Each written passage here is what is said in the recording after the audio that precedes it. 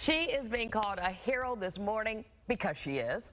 NYPD Officer Alyssa Vogel was captured on video running through Times Square with a 4-year-old shooting victim in her arms, rushing to get her medical help. So the 4-year-old girl was one of 3 victims caught in a barrage of gunfire in the middle of Times Square on Saturday afternoon. Officer Vogel's quick actions got the little girl to safety and to medical attention that she needed immediately. We are joined this morning from Times Square by Officer Alyssa Vogel. Nice to have you on Good Day New York. Thank you so much. Thank you for having me. So, officer, did you have any idea that you could run that fast? Not since I've had the baby. I didn't think I could run that fast, but I surprised myself. So you had a baby 6 months ago, we should just say that, but you had a 4-year-old in your arms. Tell us where you were, what happened, what did you hear on Saturday afternoon in Times Square? So on Saturday, my partner and I were in the precinct when we heard the officer call over shots fired on 45th Street and Broadway. When we hopped into our car and sped over to 45th Street and Broadway. When I arrived, there were 2 other officers already on scene helping one of the aides that was shot on the floor. And they had said that there was another victim that was a baby that was shot up the block. So my partner and I just sprinted up the block. And there was another officer, Officer Sparta, who was on the floor tending to the aided and had yelled that he needed a tourniquet, which I had on my gun belt. And I took the tourniquet off my gun belt and helped put the tourniquet on the child. And I just needed to get this little girl to the hospital, so I picked her up and ran her to the ambulance. So what was her demeanor during all this time? Honestly, for somebody who was in such a traumatic experience, she was so calm, and she really only screamed when we tightened the tourniquet because it's very painful.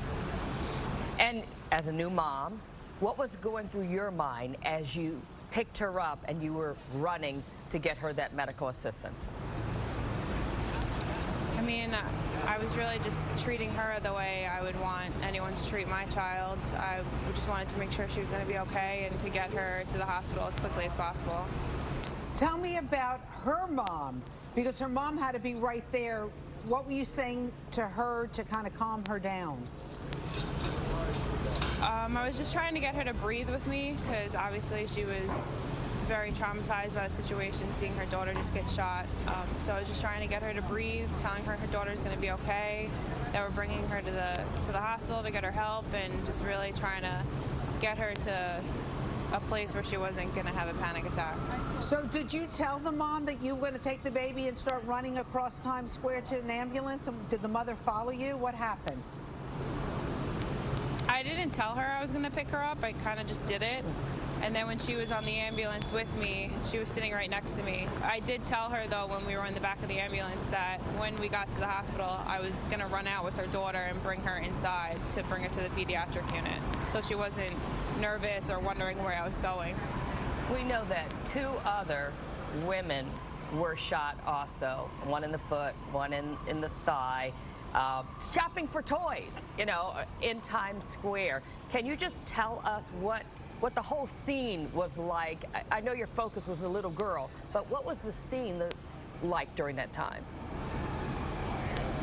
It was very chaotic. You know, it was a Saturday at 5 o'clock in the afternoon. There were a lot of people out. It was a beautiful day. So when we arrived, there were just a lot of people, and a lot of people running because they were scared and they didn't know where the gunman was, and it was just very chaotic.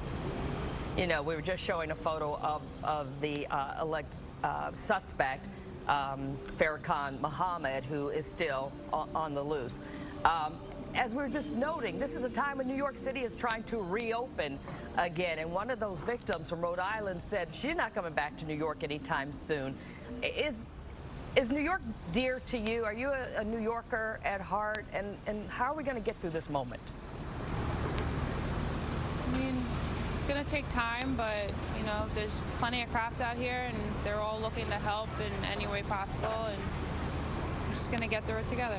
I was just wondering, what is it like in Times Square? Is it safe? I know you said there's plenty of cops, but is it safe? I would say it's safe. There's a lot of police officers. I don't think you'll walk a block without seeing a cop, so I would feel safe every time I see a cop. So I'm wondering if what happened, what transpired, has sunk in. Sometimes when you go to sleep at night, like, you replay all this stuff in your head. I'm wondering if that's happened to you and what thoughts you've had before going to sleep at night. I definitely went home and hugged my son a little tighter that night. I'm sure you did. Yeah. So what's next? Have you had a chance to talk to the little girl or the mom? Or, geez, you're a hero. I haven't gotten the chance to speak to her yet, but I hope I get to see or speak to them very soon, and I hope she's doing better.